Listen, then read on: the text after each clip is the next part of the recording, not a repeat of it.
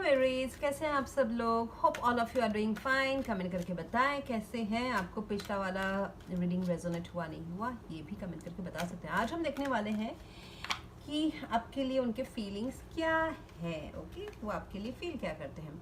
अगर आप ऐसे किसी को पेड पर्सन रीडिंग करानी है, डिफरेंट सर्विसेज लाइक और हीलिंग या प्रेडिक्शन रिपोर्ट, फुल लाइफ का एस्ट्रोलॉजिकल प्रेडिक्शन रिपोर्ट बनानी है, so you can reach out my website. वहाँ पे आपको बुक अपॉइंटमेंट्स वाले सेक्शन में देखना है।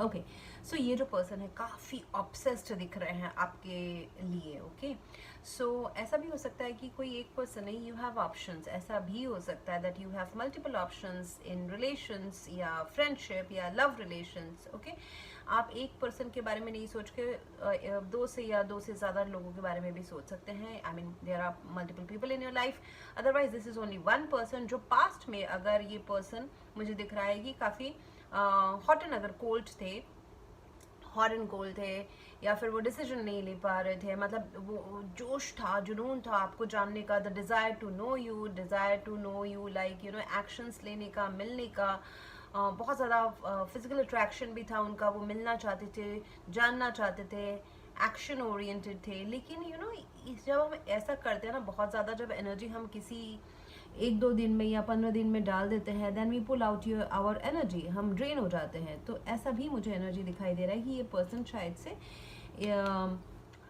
थोड़ा सा प्लेफुलनेस, फ्लर्टीनेस एंड कैजुअली अगर ले रहे थे पास्ट में, एंड अभी ये पर्सन का जो पर्सपेक्टिव है वो चेंज हो रहा है। उनका जो इस रिलेशनशिप को लेके उनका नज़रिया है, वैल्यू है टुवर्ड्स यू, वो बदल रहा है। विद द फूल कार्ड, शायद से कभी उन्होंने सोचा नहीं था कि आपको वो सीरियसली, ऐसा तो नहीं कहूँगी सीरियसली नहीं लेंगे, बट कभी उन्होंने सोचा नहीं था कि इस रिलेशनशिप में स्टेबिलिटी लॉन्ग टर्म एंड ये रिलेशनशिप मेरे लिए, एरीज मेरे लिए इतने इम्पॉर्टेंट हो जाएंगे।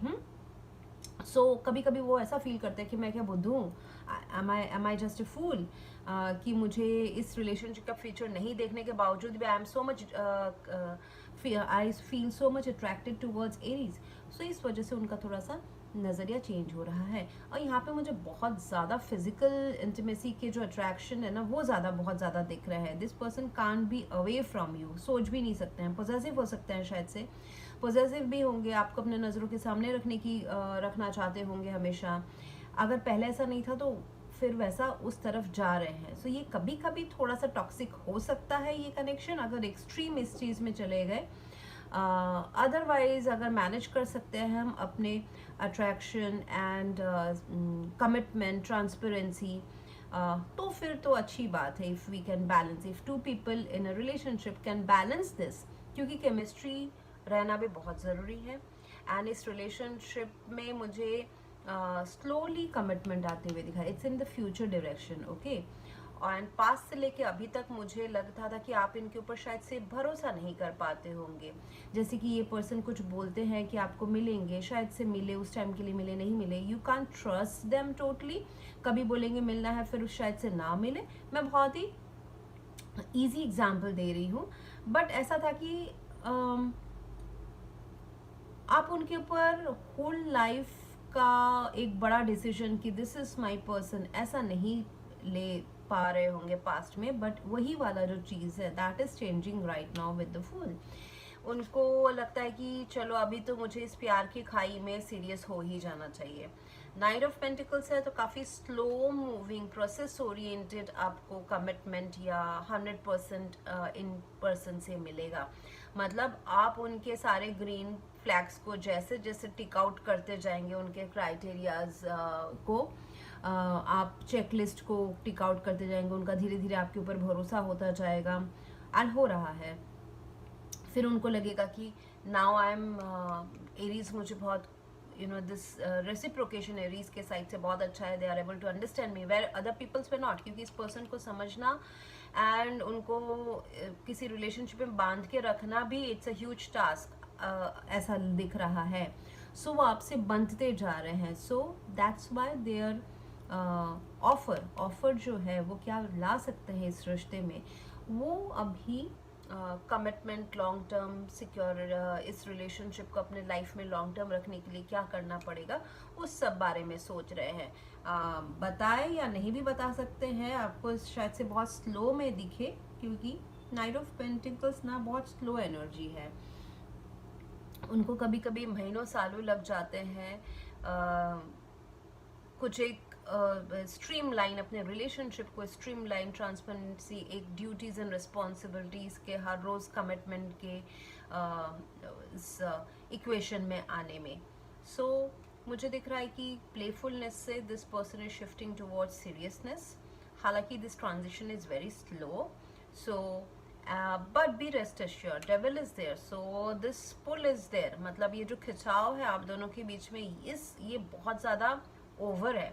ओवर के साइड इफेक्ट्स भी हो सकते हैं, बट आपको फिर डिसाइड मेंटेन करना पड़ेगा एरीज कि आप उस बाउंड्री अपने को कैसे बैलेंस करके रखो, where to cut off the boundary, where this person doesn't make this relationship toxic.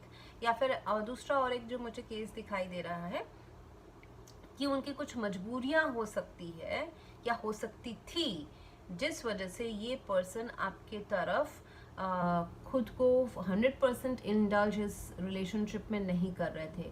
धीरे धीरे मुझे दिख रहा है now they are taking this leap of faith. ये जो मजबूरियां या टॉक्सिक ट्रेट्स है, ये उनके खुद के मन के भी हो सकते हैं। शायद से उनको पास्ट में कुछ धक्के मिले हैं जिस वजह से वो चाहते ही नहीं है कि मुझे प्यार हो कभी, बट देन आप उनको पसंद आ गए।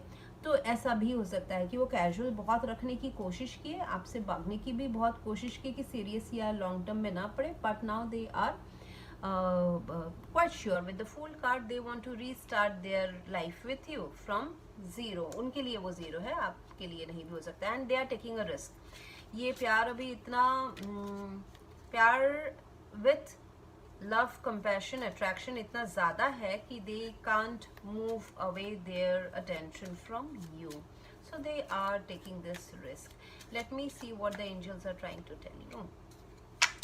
इस रिलेशनशिप में थोड़ी सी जो रिक्वायर्ड केमिस्ट्री है वो कम है। सो केमिस्ट्री तो मुझे दिख रही है कि पहले थी या फिर अभी थोड़ी सी कम हुई है।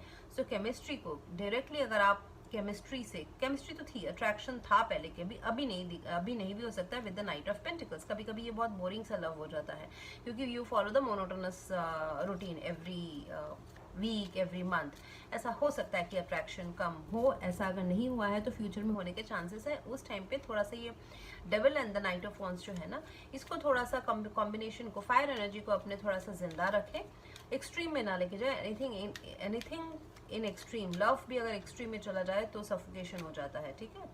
सो उसको थोड़ा सा, स्पार्क को थोड़ा सा जिंदा रखें, क्योंकि ये पास्ट की स्पार्क दिखाई दे रही है, अभी की नहीं, प्रेजेंट एंड फ्यूचर के नहीं, but spark, fire energy, attraction is required to keep a relationship maintained या फिर जिंदा रखने के लिए। ओके, सो यहाँ पे मुझे दिखाई दे रहा है कि if you believe and communicate clearly what are your demands, तो ये relationship definitely it can go to a higher level of maturity, then commitment. ये नेक्स्ट स्टेप में जाएगा। आपको जो चाहिए, और आप दोनों के बीच में जो कम्युनिकेशन है वो बहुत ट्रांसपेरेंट होना चाहिए कि ये पर्सन अगर अभी स्टेप ले रहे हैं तो क्यों ले रहे हैं, आपको पता होना चाहिए, और या फिर आपसे क्या एक्सपेक्ट कर रहे हैं और इसलिए ले रहे हैं। आपके भी जो एक्सपेक्टेशंस है दिस पर्सन से, कहीं ना कहीं मुझे लगता है आपने बोला तो होगा, तभी देयर इज अ शिफ्ट, और इनडायरेक्ट या फिर इनडायरेक्टली उनको समझा होगा, that's why there is a shift in their quality, in their persona. So and इसमें अगर आप थोड़ा सा हार मान चुके थे, because devil and knight of wands जब अगर कॉम्बिनेशन में आए तो कभी कभी होता है कि बहुत ज़्यादा, मतलब इसमें झगड़े अगर होंगे तो बहुत ज़्यादा हो जाएंगे झगड़े, बहुत ज़्यादा मनमुटाव हो जाएगा, ऐसा भी हो सकता है। टॉक्सिसिटी अगर बहुत ज़्यादा बढ़ सकती है अगर, लेकिन उस एनर्जी को अगर सही से चैनल किया जाए तो ये रिलेशनशिप फ्लरिश हो सकता है, because lot of chemistry is there, lot of love is there. So उसमें एक दूसरे के बाउंड्रीज को मेंटेन करें, रेस्पेक्ट करें, कम्युनिकेशन तो एक दूसरे के बीच का बहुत ही सादा सीधा क्लीन रखें। एंड अगर आप विश्वास करते हैं कि ये रिलेशनशिप वर्कआउट हो सकता है with zero, yes this can work out. And अगर आप गिव अप करने का सोच रहे हैं, अगर ये नेगेटिव एनर्जी हावी हो जाती है आपके ऊपर या आपके पर्सन के ऊपर, then this relationship can fail also. ये उस कगार पे खड़ा हुआ वाला चीज है। So that's what I have for you right now, Aries. If you want to go for a paid personal reading or eye scanning or eye healing, anything other services, you can visit my website. वहाँ पे आपको सारे details मिल जाएंगे. You have to go through the page called Book Appointments. Thank you very much for watching. Please do like, share, comment and subscribe. Thank you.